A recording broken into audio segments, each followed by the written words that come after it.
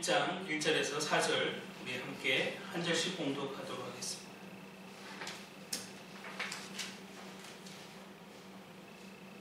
누가복음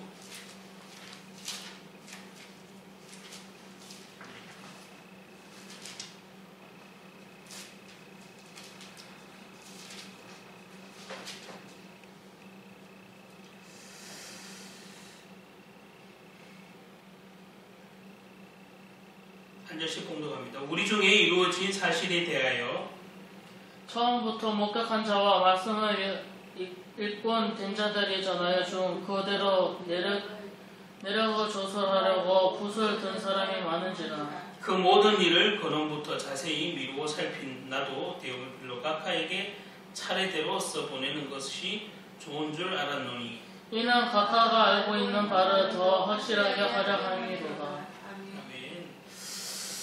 예, 뭐 짧은 글이지만 서론에 불과하지만 이 서신에 누가복음 서신에 서론에 불과한 그냥 인사에 불과한 구절이죠. 1절에서 4절. 그리고 누구에게 쓰는 건지 목적이 분명하죠. 3절에 있죠. 데오빌로 각하에게 차례대로 써 보내는 것이 이렇게 했었죠. 그래서 수신자가 데오빌로 각하다 이렇게 정확하게 알 수 있는 거죠. 누가복음의 저자는 누가고 직업이 의사라는 것은 뭐 다 알죠. 이 누가복음에 쓰여진 기록 연대를 그냥 추측하던데 예수님이 성천하신 후에 그러니까 60년에서 62년 뒤 예수님이 이 땅에서 공생을 다 마치시고 돌아가시고 산을로 성천하신 그 뒤에 60년에서 62년 거의 보면은 이 뒤에 쓰여진 걸로 보면 누가의 나이는 아마 대략 짐작이 가겠죠. 네, 사람 오늘 말씀에 보면 오늘 설교 제목처럼 말씀의 목격자다 이런 제목을 잡았습니다. 왜냐하면 2절에 보면 처음부터 목격자와 말씀의 일꾼이 된 자들이 전하여 준 그대로 이렇게 했죠. 그래서 그대로 내력을 저술하려고 이렇게 했죠. 그것도 붓을 든 사람이 많은지라 이렇게 했어요.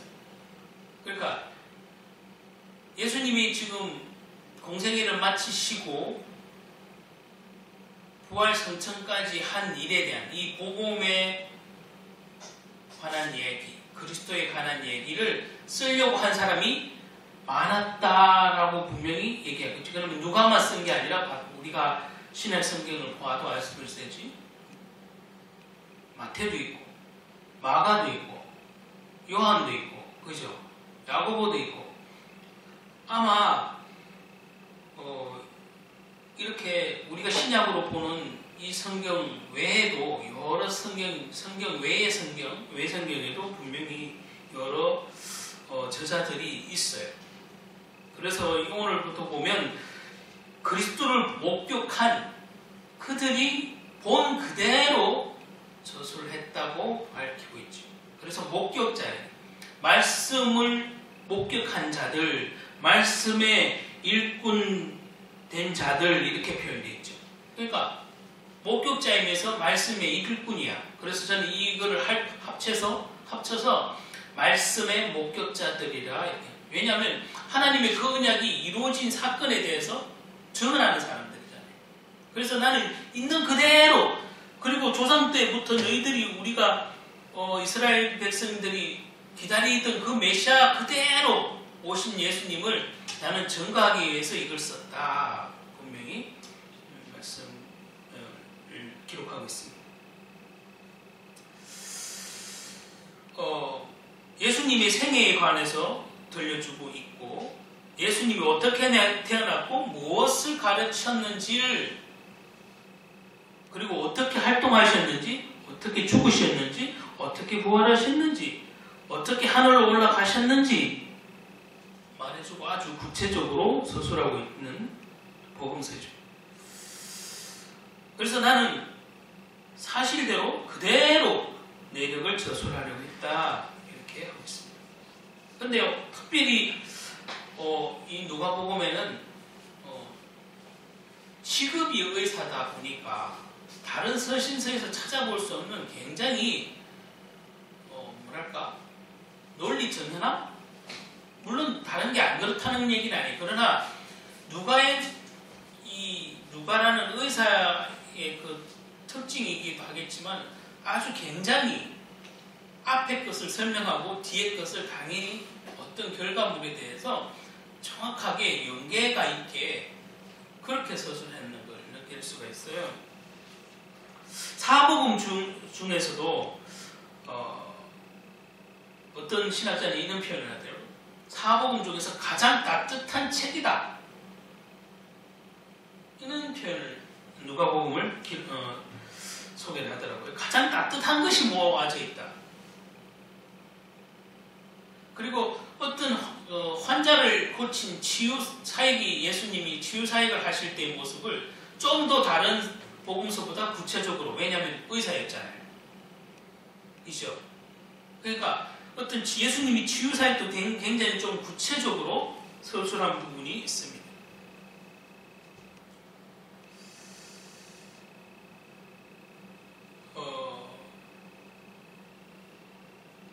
이게 누가복음의 그 번역본은 우리가 한글로 번역한 것도 그렇고 영어 번역본도 그렇고 그 원본으로, 그러니까 헬라어로 보는 이 원본보다는 굉장히 뭐랄까 글의 맛, 글의 느낌이 좀 많이 떨어진대요. 그래서 우리가 보는 이 한글 번역본도 헬라어로 번역되는 것보다 뭐든지 완벽한 건 없겠지만 이 번역본이 약간 그 맛이 떨어진다는 어떤 의견도 있어요. 근데 헬라어 원문에는 굉장히 화려한 수식어로 막 이렇게 돼 있대요. 헬라어 원문상 해석을 하면 굉장히 화려한 수식어로 돼요. 그러니까 그 당시에 그 로마 지배하에 있던, 그리고 로마의 문화권에 있던 이 나라들 영향을 받기도 받았겠죠. 그러니까 아마 이 엘리트라고 할 수 있는 이 누가도 굉장히 이 서신서에도 다른 서신서보다 따뜻하기도 하고 말이 고상하고 화려했다고 합니다. 제가 헬라어 원문은 보지는 못했지만, 자, 그거는 뭐 서론적인 얘기고, 누가복음의 저자는 누가인데 방금도 말했지만 의사잖아요. 그는 사도행전도 썼어요. 그죠? 사도행전도 누가가 썼어요. 어떤 사람은 사도행전을 바울이 썼다고 막 생각하는 분이 많은데, 많이 등장하니까 그랬지만 사도행전의 저자는 누가입니다. 누가.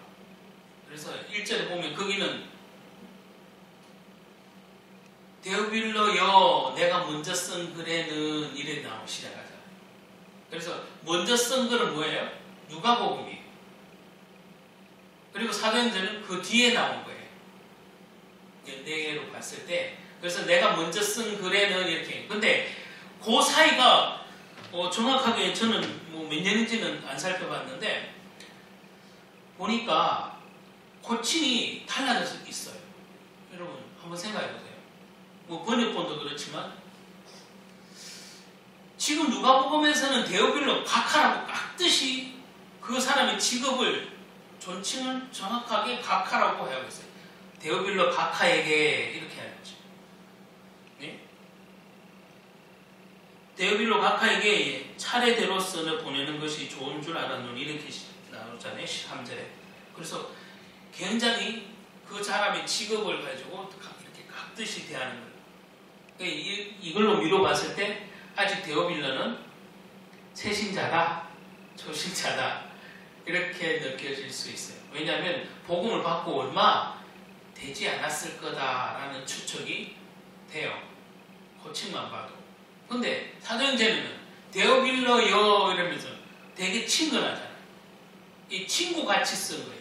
그러니까 성도로서 굉장히 교제가 충만하게 있고 또 양육이 되어진 단계가 아닌가 그냥 추측입니다. 그냥 고층만 봐도 데오빌로 각하랑 데오빌로 여 이렇게 시작하는 걸 봐도 그 사이에 데오빌로라는 이 사람, 이 각하가 신앙이 자랐고 누가랑 굉장히 성도로서 교제가 친근하지 않았나 그런 짐작이 됩니다. 자, 뭐 이과, 문과 이래 있는데 대체적으로 이과의 학교에 공부하는 학생들은 되게 문과의 학생들보다 다 그렇다는 건 아니지만 아무래도 그는 수학적으로나 어떤 과학적인 논리를 집요하게 하는 그 학문이기 때문에 이과 학생들은 문과 학생에 비해서 상대적으로 되게 논리적인 게 맞아요. 그죠? 제가 이 말을 왜 하냐면 이중적인 것을 되게 용납을 못해요. 누구나 다 이중적인 걸 좋아하진 않지만 이중적인 말을 스스로 할 수가 없어요. 왜냐하면 앞에 걸 충만하게 설명하면 뒤에 게 결과가 반드시 그 원인에 따라 결과가 딱 맞아 떨어져야 돼요. 수학이라는 게 그렇잖아요. 대개 이제 제가 이과에 얘기를 했는데 앞뒤 말이 안 맞으면 이해를 하지 못해요. 쉽게 말하면. 거꾸로 보면 앞뒤 말이 안 맞으면 이해하지 못하는데 이 이율배반적인 이해를 잘 못하는 게 의사도 마찬가지예요. 근데 누가의 행적을 보면 늘 사도 바울과 같이 일을 했다는 걸 알 수 있어요. 누가가 사도행전 뿐만 아니라 누가는 늘 사도 바울과 함께 했다는 사역을 함께 했다는 걸 알 수 있어요. 생각해보면 바울은 육신이 약했기 때문에 이렇게 몸에 병이 있고 지병이 있고 시력도 나빴고 옥살이까지 이렇게 해서 당연히 건강이 안 좋았죠. 그래서 바울은 지금으로 말하면 몸이 종합병원이야. 그죠? 사역자지만 몸이 종합병원이야. 근데 그 옆에 누가 있어요? 누가가 있어요. 누가가 얼마나 이 전도자, 시대적인 전도자에게 얼마나 함께 동역자로 있었는지 알 수가 있어요. 그래서 저는 바울을 항상 따리 듣는 게 바울과 실라나 바울과 바나바인 줄만 대부분 알고 있는데 누가가 항상 사역을 같이 했다는 사실, 동역을 같이. 이 사도 바울의 건강을 아주 잘 챙기지 않았을까 그런 생각을 해보게 됩니다. 왜냐하면 디모데후서 보면은 디모데후서 4장 10절에 보면 대만은 이 세상을 사랑하여 나를 버리고 데살로니카로 갔고 그레스게는 갈라디아로 디도는 딜마디아로 갔고 누가만 나와 함께 있느니라 이렇게 돼 있어요. 디모데후서에. 그죠?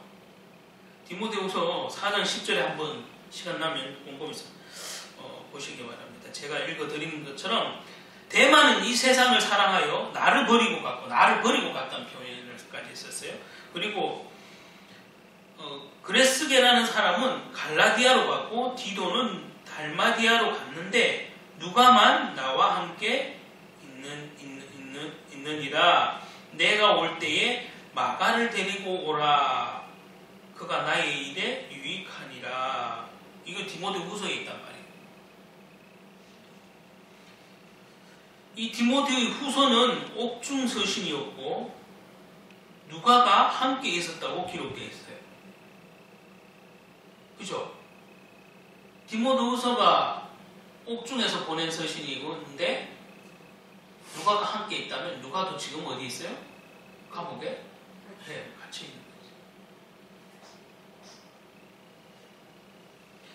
감옥에서 함께 옥바라지 했다고 할 수 있어요. 같은 입장이지만 아마 사도 바울을 어떤 면에서 옥바라지 하지 않았나. 그는 생각이 듭니다. 쉽게 말하면 온몸이 병들어가는 사도 바울, 지쳐만 가는 사도 바울에게 가장 큰 동력자는 지금 누가가 있었고 누가가 그를 돌본 것이. 골로새서 4장 14절에도 다시 누가에 대한 얘기가 나오는데 사랑받는 의사 누가와 또 데마가 너희에게 무난하느니라 이런 표현이 있어요. 골로새서 4장 14절에 보면 사랑받는 의사 누가 앞에 수식어까지 붙여서 지금 표현하고 있죠. 이 누가를 사도 바울이 얼마나 사랑했나 그런 짐작을 할 수 있습니다. 복음의 전도자의 사도 바울에게 사랑하는 누가, 의사 누가가 항상 함께 있고 돌보았다는 것은 이것이 축복이죠. 서로에게도 위안이 되겠지만 어쨌든 이 사도 바울에게는 굉장한 보이지 않는 이 협력하고 있는 누가는 엄청난 수고를 같이 하고 있는 거죠.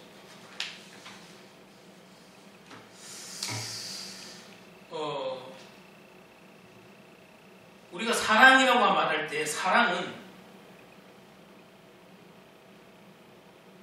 명사예요, 동사예요. 네? 사랑이 사전적으로 명사예요, 동사예요. 사랑은 우리가 늘 이제 뭐 광고 카피처럼 들어봤을 건데 사랑은 움직이는 거다 이런 표현을 쓰죠. 사랑은 사랑하는 마음이 변하는 것을 표현할 때 대부분 사랑은 움직이는 거다 할 수 있는데 그거 외에도 사랑하는 마음이 변하는 것보다 사랑은 결국에는 뭐죠? 사랑하는 것은 곧 섬김이며 실천이에요. 실천이 없는 섬김은 없잖아요. 그죠? 섬김이라고 할 때 실천이 없는 섬김은 없는 거예요. 그죠? 그래서 사랑은 동사예요. 움직인다 이 말이에요. 움직이는 동사다 이 말이에요. 사랑은. 그러니까 이 사랑하는 누가 이런 표현을 썼을 때 누가가 사도 바울에게 어떻게 했는지는 알 수 있는 거예요. 입으로만 섬긴 게 아니라 실제로 섬긴 거예요. 실제로. 실천하는 거예요.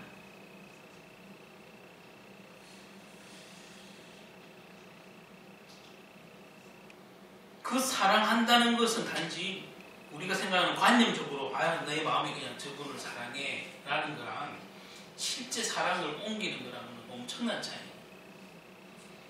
고린도전서에 보면 13장 4절에 보면 말 그대로 사랑은 기다려주고 인내하고 속아주고 참아주고 이런 표현들이 있는 거예요.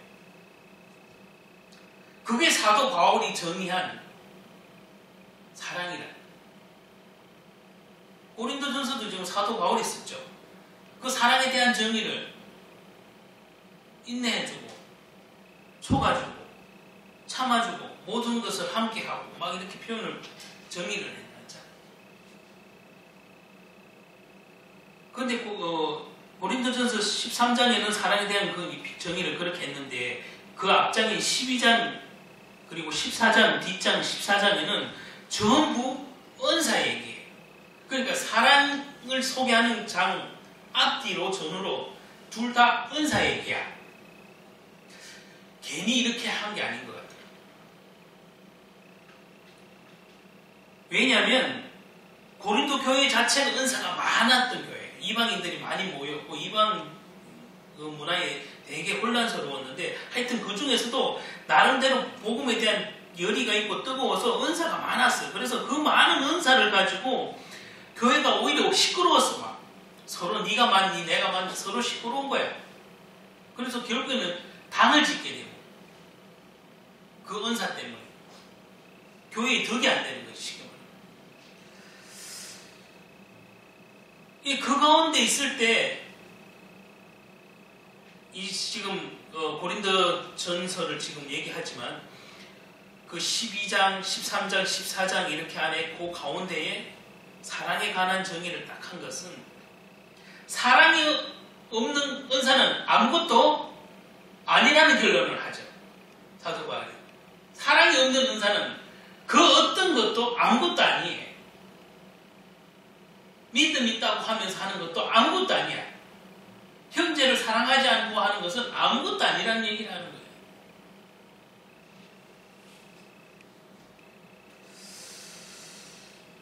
그리고 받은 사람이 안 받은 사람, 안 따라오는 사람이 따라오라고, 가진 사람이 따라오라고 하는 것, 그 선을 긋는 것. 그리고 교회 안에 막 그것 때문에 어떤 면에서 믿음의 계급이 막 생겼어. 예? 지금도 한국교회는 안 그래요. 나름대로. 은사 많이 가졌다. 뭐 방언 잘한다. 통변한다. 예언한다. 이러면 그 믿음의 레벨이 높다고 생각했잖아요. 근데 고린도 교회는 그렇게 얘기를 안 하는 거예요. 고린도 전서에 보면 사도 바울은 그런 거 아무것도 아니라는 얘기예요. 은사를 사모하는 건 맞지만 그것이 사랑이 없는 것은 아무것도 아니에요. 교회의 덕이 안 되기 때문에 아무것도 아니라는 거예요. 그게 믿음의 계급도 아닌데 믿음의 계급이 생긴 거죠.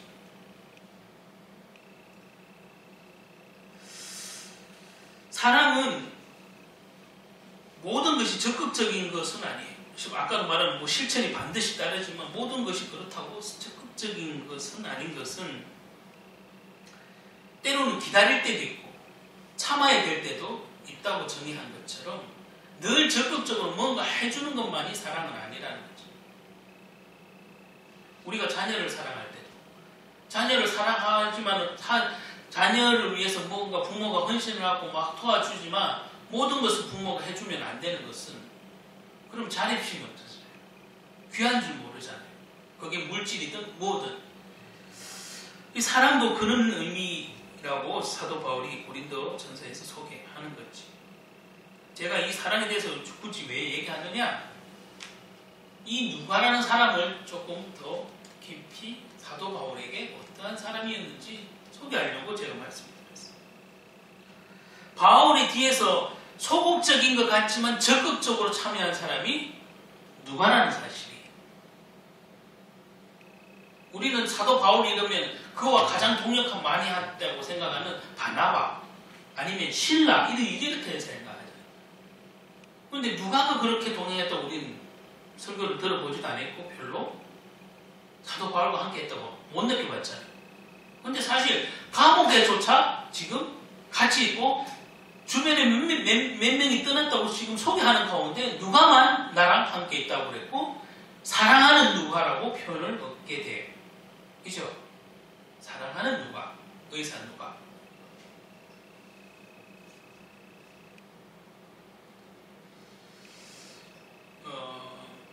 누가는 이렇게 소극적인 것 같지만 뒤에서 수고하고 희생한 결과를 바울을 통해서 나타냈던 거예요.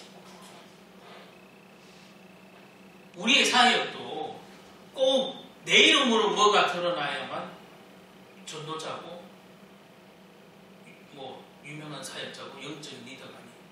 나는 안 드러나도 사도 바울만큼 안 드러나도 그 시대적인 전도자가 사도 바울이라면 그를 위해서 조용한 것 같지만 정말 적극적으로 헌신하고 있던 소극적인 것 같지만 자기 생명을 다해서 이 몸이 망가져가는 사도 바울을 몸을 돌보면서 함께 동역했다는 그걸 볼 때 이 사랑이 없이는 할 수가 없고 사랑이 없이는 그죠? 이런 수고를 할 수가 없어요.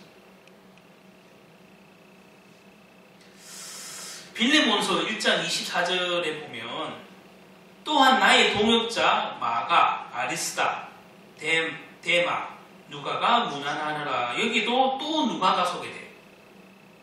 빌레몬서에. 이 바울은 나의 동역자라고 기록하는 것을 이 누가에게 스스럼없이 표현하고 있습니다. 누가를 나의 동역자라고 누가를 기록하고 있고 동역자는 우리가 생각하듯이 같은 목적을 가지고 함께 가는 자를 동역자라고 하잖아요. 누가가 지금 사도 바울이 이방인을 향해 누가가 지금 복음의 대상이 이방인인데 누가복음 전체가 복음 대상이 이방인인데 마태는 그 복음의 대상이 유대인이었거든요. 복음서 자체가 유대인을 향해서 복음서를 기록한 것이고 누가복음은 이방인을 상대로 기록한 것이에요. 복음서지만 좀 차이가 있어요. 대상의 차이죠. 마가복음은 로마인을 향해서 쓴 거예요. 그러니까 대상을 알고 좀 들어야 돼. 그래서 이 대상이 알고 들어야 되는 이유는 그 특징들이 있다니까. 그 복음서에 그렇게 말하고 기술하고 있는 특징 이유가 있는 거예요. 이걸 모르고 그냥 보편적인 혹시 설교를 하면 굉장히 사적으로 해석을 할 수 있고 시대와 맞지 않는 설교를 할 수 있는 거죠.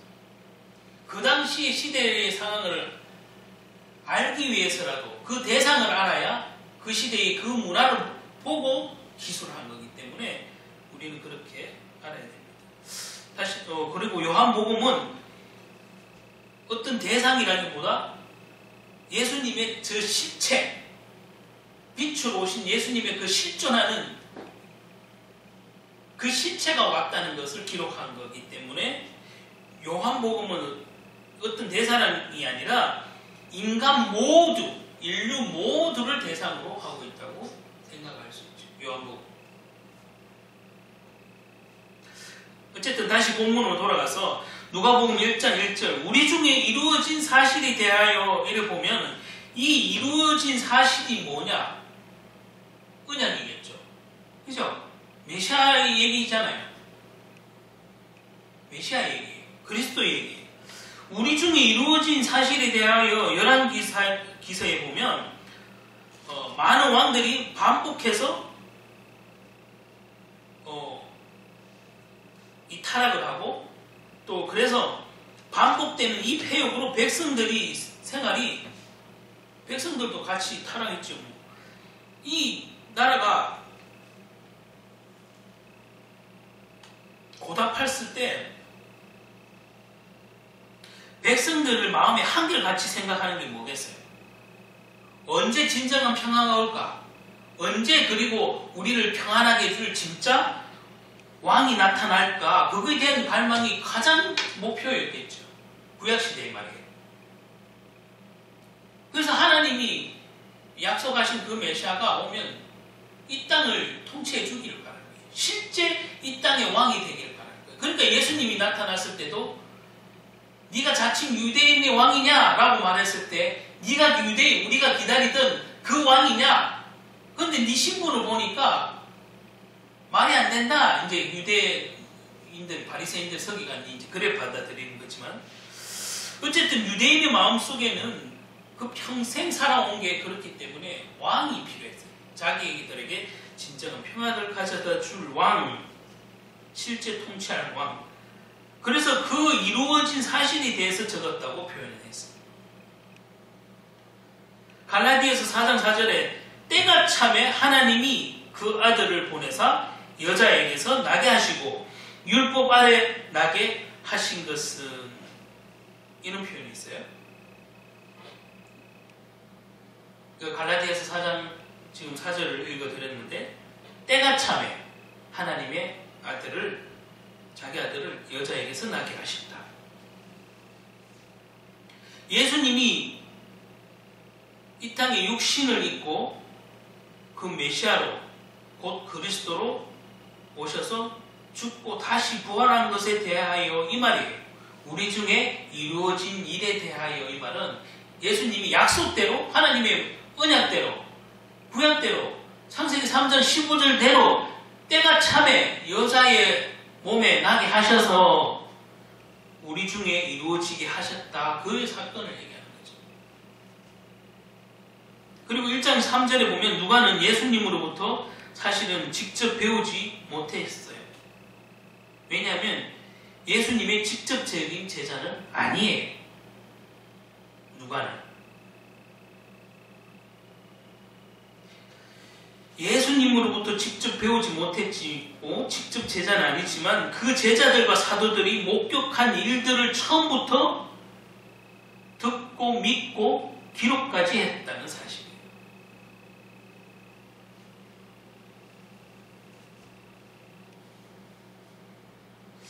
전체적인 독자는 이 누가복음의 독자는 이방인에게 쓰는 건데 전체적인 독자는 이방인이지만 개인적으로 쓰는 편지처럼 데오빌로 각하에게 쓴 것은 이렇게 개인적인 서신 같잖아요.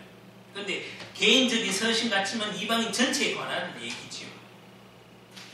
누가복음에 지금 데오빌로 각하라 방금 말하는 것 아까 처음에 호칭에 관해서 얘기했는데 사도행전은 데오빌로요 이렇게 쓴 것처럼 이 형제로서 충만한 교제가 되었음을 알 수 있죠.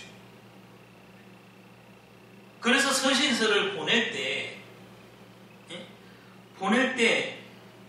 자기도 예수님이 직접 제자는 아니지만 사도들과 함께 지내면서 목격한 것들, 본 것들 꼼꼼히 기록한 것처럼 어떤 면에서 이 양육을 데오빌로에게 하는 거예요. 양육.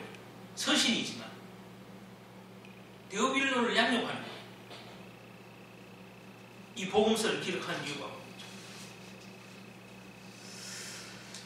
그러니까 초신자였던 데오빌로에게 쉽게 말하면 초신자였던 데오빌로에게 이 복음을 접근하는 방식이 서신이지만 아주 구체적으로 자기가 같은 사도들과 함께 보고 체험한 것들을 꼼꼼하게 기록했다는 거죠. 그리고 복음을 접근하는데 여성, 가난한 자, 죄인, 장애인들이 등장해요. 누가복음에. 죄인은 어떤 죄인인가? 예수님은 누구라도 죄인이라고 하지 않는데 죄인은 시대가 규정한 게 죄인이죠. 그죠? 그 시대의 법을 어기면 다 죄인이잖아요. 그리고 하나님 앞에서는 누구나 죄인이죠. 하나님의 법 앞에서는 사실 의인은 없나니 하나도 없는 거니까 누구나 죄인인 거예요. 누가복음의 죄인은 시대가 구분해 놓은 죄인을 얘기를 했어요. 그래서 이 소외된 자들, 이 그 당시 사람들 문화에서는 죄인이지. 죄인 취급을 받았지. 과부, 가난한 자. 그리고 여성.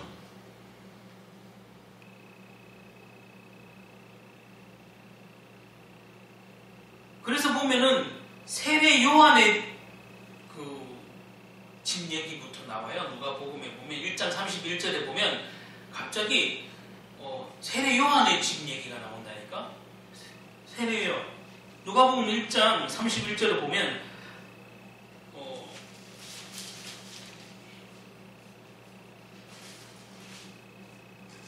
보라 내가 잉태하여 아들을 낳으리니 그 이름을 예수라 하라. 이렇게 시작을 하는데 가브리엘 천사가 마리에게 잉태할 것을 고지한 후에 너무 놀라서 말할 사람도 없었는데 마리아가 엘리사벳을 찾아가요. 엘리사벳이 누구죠? 예? 요한의 엄마예요.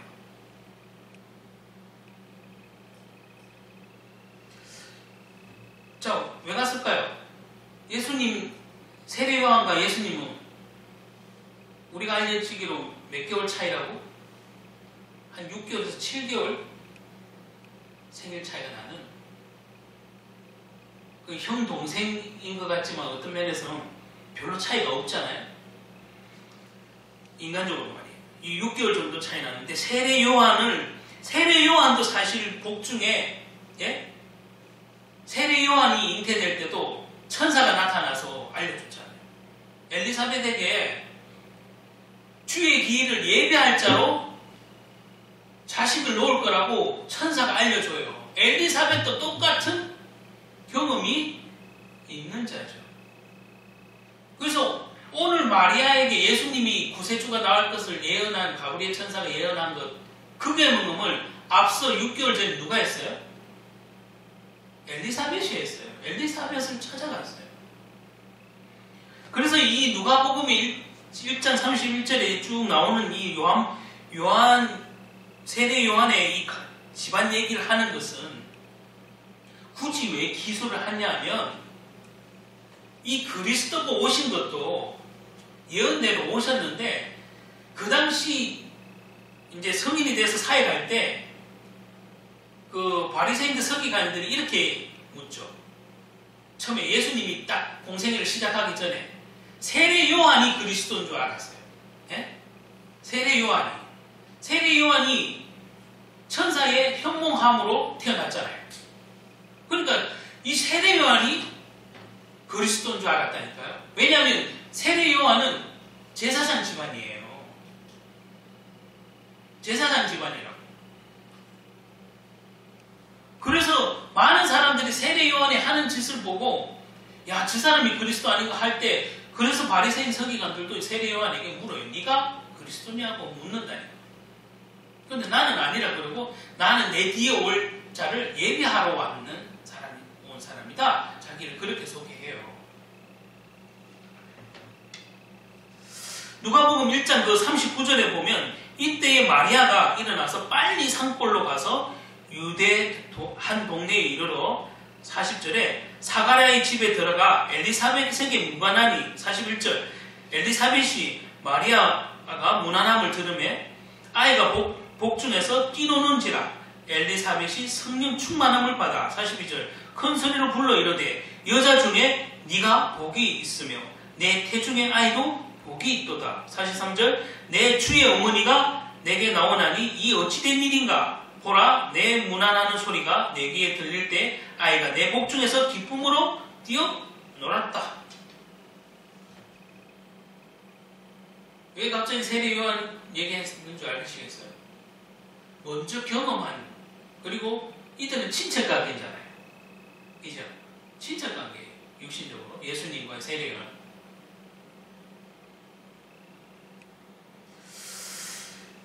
단순히 육신의 어떤 친척관계 중요한 것이 아니라 제가 이 말을 왜 드리냐면 먼저 경험한 엘리사벳에게 마리아가 어디도 말할 수가 없는데 먼저 경험한 엘리사벳을 쫓아가서 인사하고 문안하면서 물어보고 그러니까 이 엘리사벳이 성령 충만함을 받아서 다시 마리아에게 전하죠. 그 아이는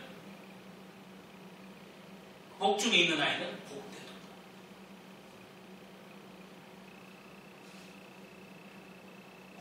너는 여자 중에 복되도다. 그렇게 얘기하는 거예요.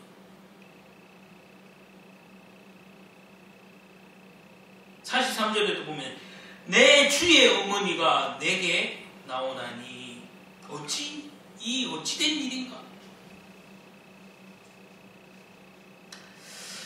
그래서 다시 돌아가서 예수님을 주의 길을 예비하러 온 자는 이 세례 요한은 예수님을 목격했을 뿐만 아니라 예수님을 처음에는 못 알아봤어요. 자기 스스로 못 알아봤다고 고백하는 구절이 있어요. 내가 누군가 오긴 오는데 내 뒤에 오는 그가 예수라 하는 그분인지 내 친척인지 자기 몰랐어요. 몰랐는데 예수님이 세례 받으러 자기에게 나온 후에 성령이 머무는 자가 그 머리 위에 성령이 머무는 자가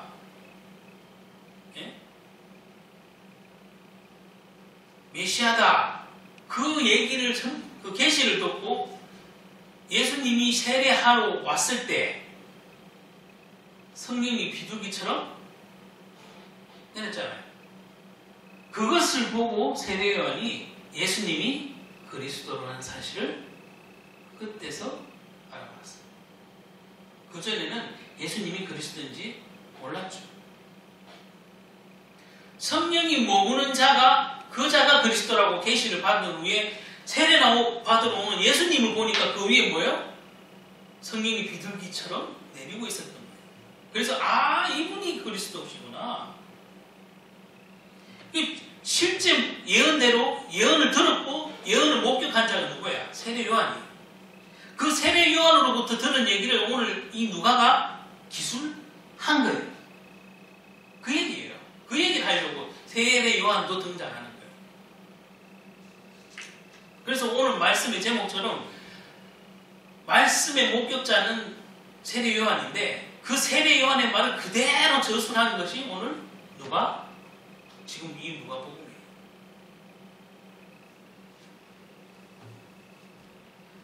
그래서 세례 요한 이야기부터 시작하는 거예요. 이 뒤에 앞으로 나오는 모든 사건의 스토리는 사실 여기서 시작된다고 해도 과언이 아니에요.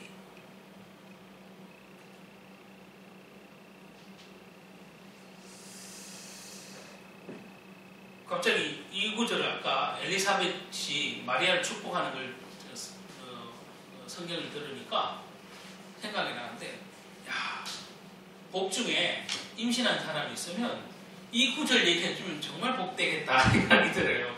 그죠? 네 복중의 아기가 복이 있도다. 너는 여인 중에 정말 복이 있구나. 꼭 뭐 메시아를 낳아서 그랬겠습니까? 우리가 예수를 그리스도를 믿는 하나님의 자녀가 복중에 태 중에 아이를 갖고 있는 건 얼마나 여인 중에 복이 있겠습니까? 이 복중의 아기도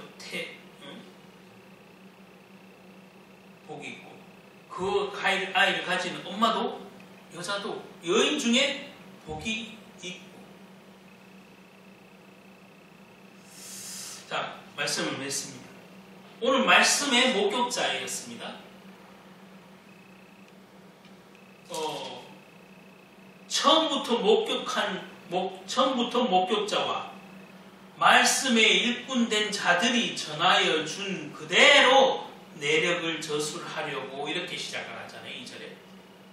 오늘 제가 세례 요한을 한 것은 1장 그 후반절에 나오는 세례 요한의 집안 얘기가 그 얘기부터 시작해요.